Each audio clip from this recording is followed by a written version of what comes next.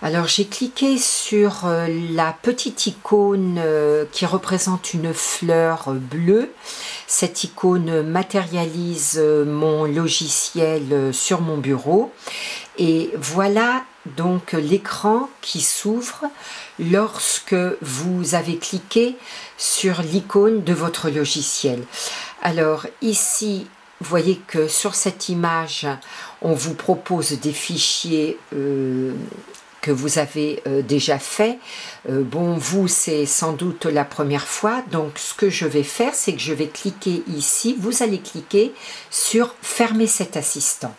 Alors, je vais vous présenter aujourd'hui le ruban, c'est-à-dire la partie ici que vous voyez, que j'entoure avec la flèche.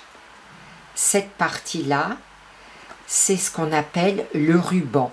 Vous trouvez dans ce ruban, vous trouvez les icônes correspondant à des applications bien particulières et c'est ce que je vais vous faire découvrir aujourd'hui.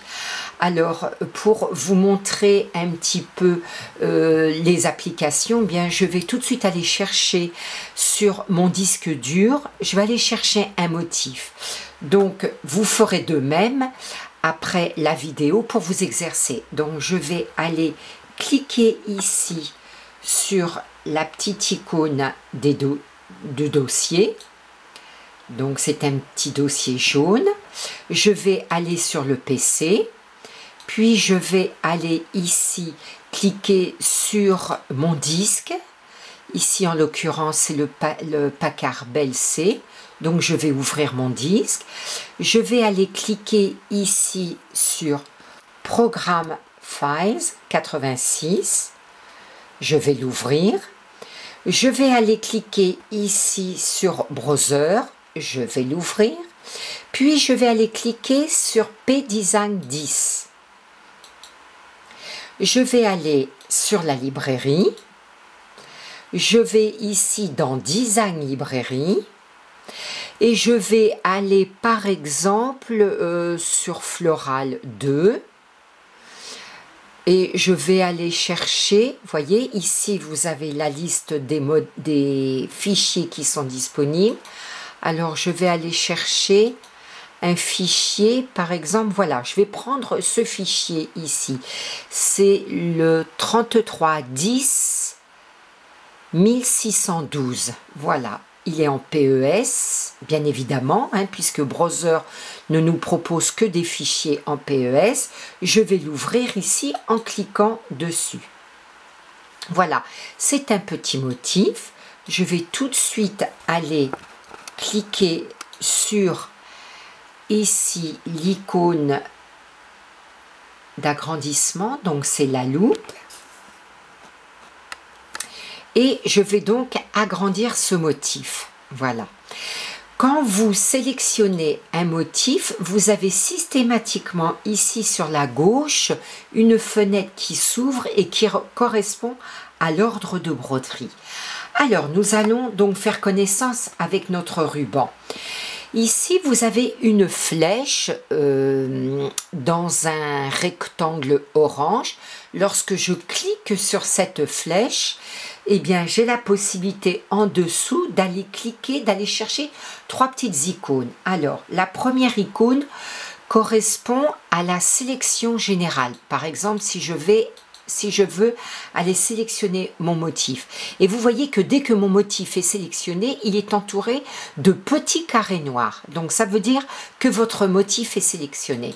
Si je vais cliquer ici sur cette petite icône, eh bien, vous voyez que mon motif apparaît avec tout un tas de petits carrés. Ce sont des carrés qui correspondent au point du motif. Alors, je vous montrerai plus tard que vous avez la possibilité aussi d'éditer les angles des motifs. Bon, là, comme c'est un motif existant, je n'ai que les points, ici, les petits carrés qui apparaissent. Quand je clique sur un petit carré, il est en noir. Vous voyez, ça correspond à un point du motif et j'ai la possibilité de déplacer ce motif. Alors, je vais revenir, je vais dézoomer. Voilà, pour que l'on voit mieux. Maintenant, ici, si je sélectionne sur la troisième icône, lorsque vous êtes en création de motifs, eh bien, vous pouvez sélectionner, déterminer les points d'entrée et de sortie de la broderie. Là, ce n'est pas possible parce que c'est un motif que je suis allée chercher. C'est un motif existant. Alors, on va continuer ici sur l'accueil. Donc, je vais ici à nouveau sélectionner mon motif. Alors, je vois ici que j'ai la possibilité de couper mon motif, par exemple, si je vais faire des compositions. C'est quelque chose que nous verrons plus tard. Cette partie-là, nous la verrons plus tard. Ensuite, ici, vous avez l'icône de texte. Eh bien, j'ai la possibilité, si je le souhaite, d'écrire un texte. Nous verrons plus tard l'outil texte. Donc, je reviens sur accueil. Ici, vous avez une icône qui correspond à des formes qui sont prédéfinies. Ce sont des formes que vous propose le logiciel. C'est pareil, c'est quelque chose que nous verrons ultérieurement. Alors, dans ces formes, vous voyez que vous avez la possibilité de faire des formes fermées. Ici, vous avez des formes prédéfinies fermées. En dessous, vous avez des formes prédéfinies, donc des cœurs. Vous avez deux modèles de cœur, vous avez une fleur, vous avez des feuilles, vous avez des étoiles.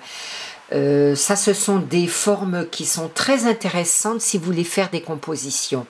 Et vous avez ici, dans les formes, un outil très important qui est la piqûre manuelle. C'est un outil que nous verrons également ultérieurement. À côté ici, eh bien, vous avez la loupe, ici. Donc, il faut toujours travailler avec une loupe importante lorsque vous voulez travailler dans le détail. À côté ici, vous avez une icône pour importer des motifs. Par exemple, lorsque vous voulez faire des compositions. Alors, je vais aller sélectionner mon motif ici. Par exemple, si je veux le disposer. Donc, quand je clique sur disposition, j'ai la possibilité de, par exemple, faire pivoter à droite ou à gauche ou de faire une rotation du motif.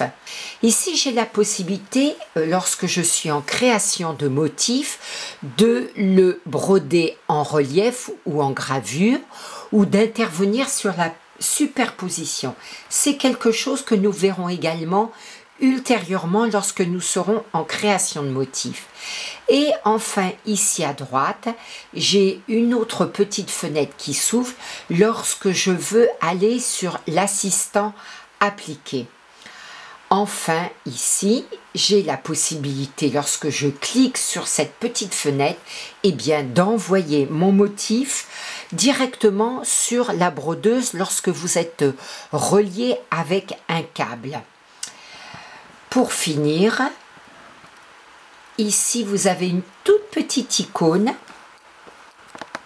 qui vous permet d'avoir accès aux options. Ici, complètement à droite.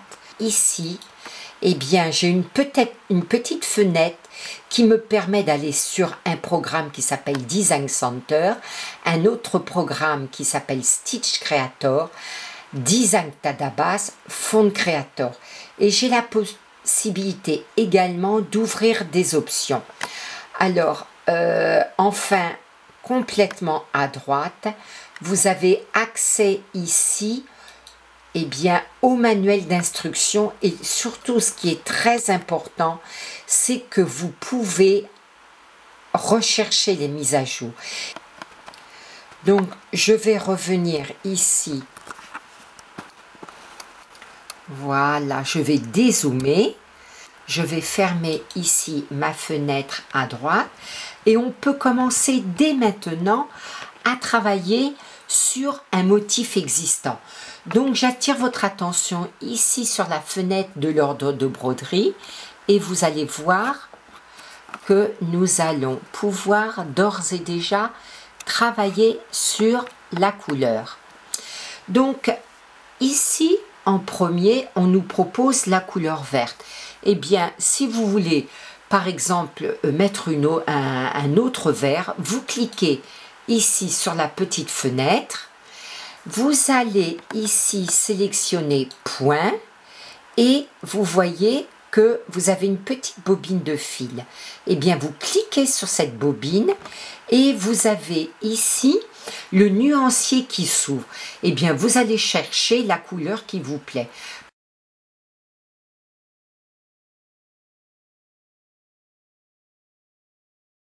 S'ouvre et je vais aller cliquer sur un vert très clair. Donc, vous voyez que ma couleur a été changée. Là, ici, je vais aller chercher la deuxième couleur, donc la couleur orange, et rien ne m'empêche, si je le souhaite, d'aller mettre un rose. Voilà. Ici, en troisième couleur, on me propose du blanc. Eh bien, rien ne m'empêche d'aller chercher, par exemple, ici, du bleu, en faisant glisser, ici, ma commande, et je vais aller chercher, par exemple, un bleu ciel. Eh bien, voilà le premier travail que j'ai fait. Donc, j'ai modifié les couleurs. Très bien. Maintenant, si je souhaite couper mon motif, par exemple, supprimer cette partie, je retourne chercher mon outil de sélection. Voilà, l'ensemble de mon motif est sélectionné. Moi, je veux intervenir uniquement sur cette partie-là. Eh bien, vous voyez que j'ai accès à l'outil ici, fraction de points.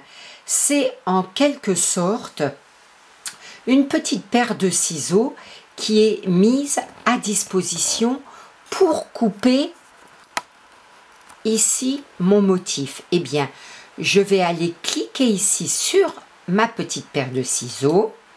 Voilà.